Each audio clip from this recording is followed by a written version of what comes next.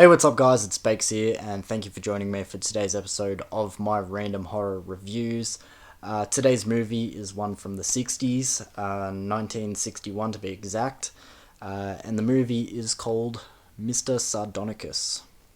This is one that I technically have seen once before, but also at the same time, you could kind of count this as a first time watch because I remembered very little about this movie upon rewatch.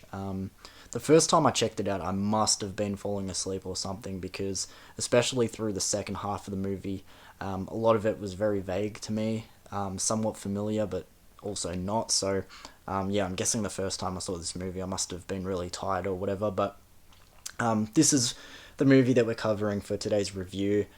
Super excited to get into this movie and this edition as well. This is one of my Cinema Cult slipcover movies. I swear Cinema Cult isn't, a little fucking thing that Shock Entertainment are doing anymore. So this is a line by Shock Entertainment, Cinema Cult. And the way that they used to do them was no slipcovers. They would have this grey banner, grey bottom, grey spine, and they were all very uniform. But then they started doing these slipcovers, and they only did I'm guessing 15 or so with slipcovers. And they used to have alternative artwork underneath, but then some of the later ones stopped doing that, which I didn't like. I really enjoyed having two pieces of artwork on the editions, but they haven't done not just any in slipcovers recently, but any at all. So I'm just presuming Shock Entertainment has scrapped the Cinema Cult line. I don't know, but either way, let's get back into the topic, the movie.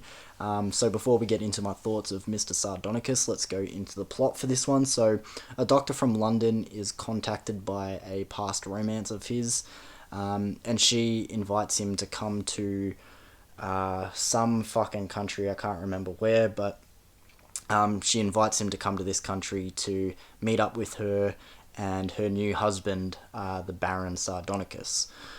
She stresses that it's urgent, so he rushes over there as quick as he can, and upon arrival, he meets her and the Baron, who's this intimidating guy who wears this mask. It's just this human-looking plain mask, but it's also really creepy. And it turns out the Baron had alternative motives to get the doctor there, that has reasons to do with why he wears a mask, and I'll pretty much just leave it at that.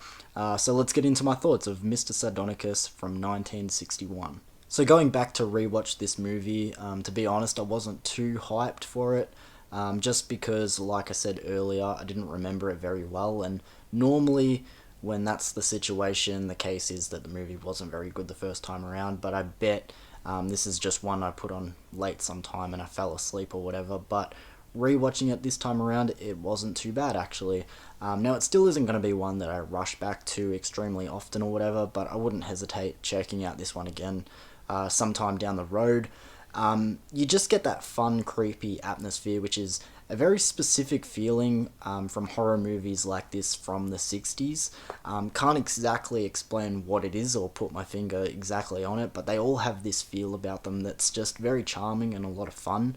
I really like the setting and the atmosphere of this big manor where all of these horrors and, crazy shit going on is secretly happening inside every room, and we got our main character opening doors and they're like, don't go in there, and you see a lady with there's a lady with leeches on her face and whatever. Just it's chaos, but it's a lot of fun.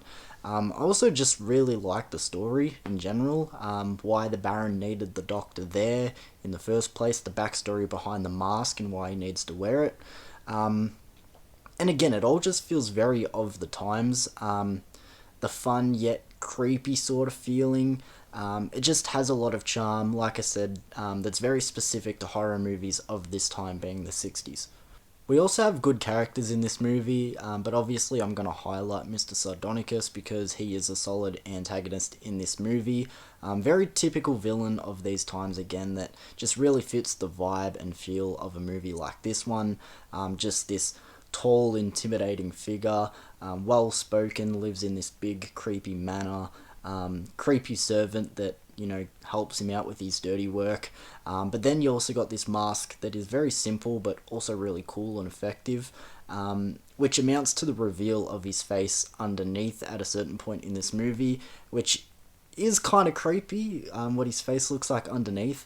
But again, it's more so the thrill and the charm of something like that, especially at this time, the reveal of the face, and they have the big dun dun dun, the zoom in and whatever, and you hear the girl scream. It's just classic of, a movie of this era. I am gonna technically spoil, what his face looks like in this movie.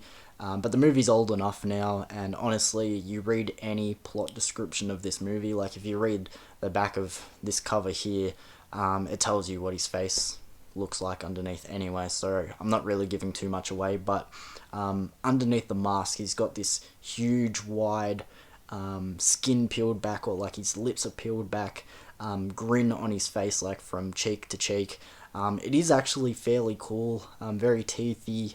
His nose looks like it's burnt back a little bit. It is a cool design, though the thing is, the more that it's shown, particularly in one singular shot, the worse that the effects look, actually, which is probably why they never hang around too much on Sardonicus while he has his mask off. Whenever it's shown just his face, it's normally a quick flash or sort of from a distance, because like I said, the more you look at it in one long take or close up, the less the effects hold up. But it's still fun, as I said, adds a lot of charm.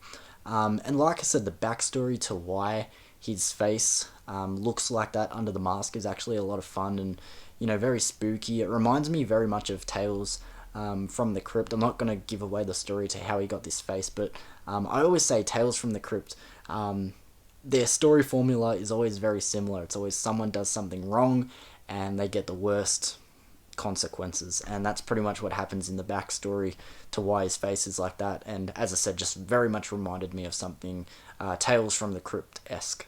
So to wrap up my thoughts of this movie, like I said, it's very of the times, but I mean that in a positive way. Just lots of charm, lots of beats of, the typical stuff you would see in movies of this time. Directed by William Castle, by the way, which might give you a good example of what to expect with this kind of movie if you're familiar with other William Castle films before.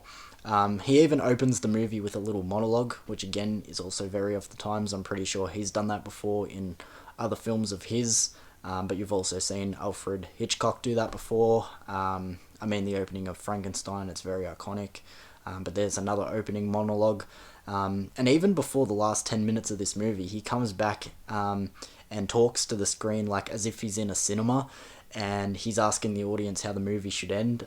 It's sort of like one of those choose your own adventure books, but obviously you don't actually get to choose, it's predetermined. But he comes into the screen and he's like, should Sardonicus suffer more consequences, or should we let him be? And he's like, raise your hands, and he like gets real close to the screen and he's like, lady in the back, you need to put your hand higher so I can count properly. And he's like talking to the screen as if, you're in a cinema. And as I said, it just adds to the charm, the feels. You don't see that anymore, from movies of now time and whatever. But that's pretty much it, all I want to go through. I'm going to give Mr. Sardonicus from 1961 a 6 out of 10.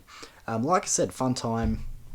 After it's all said and done, watch the movie, it's definitely one I'm going to come back to at some point. Like I said, going into it, I wasn't too hyped, but I bet, I was just tired the last time I watched this movie, and I must have been falling in and out of sleep or whatever. But it's a fun time.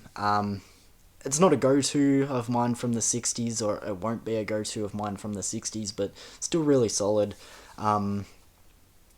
Man, I'm thinking of some like really fun William Castle movies now that are popping to my head that I'd probably choose over this one. But thank you for joining me for this review, guys. If you have a different say on Mr. Sardonicus, let me know your thoughts of it in the comments below, and I will see you for another video soon. Peace.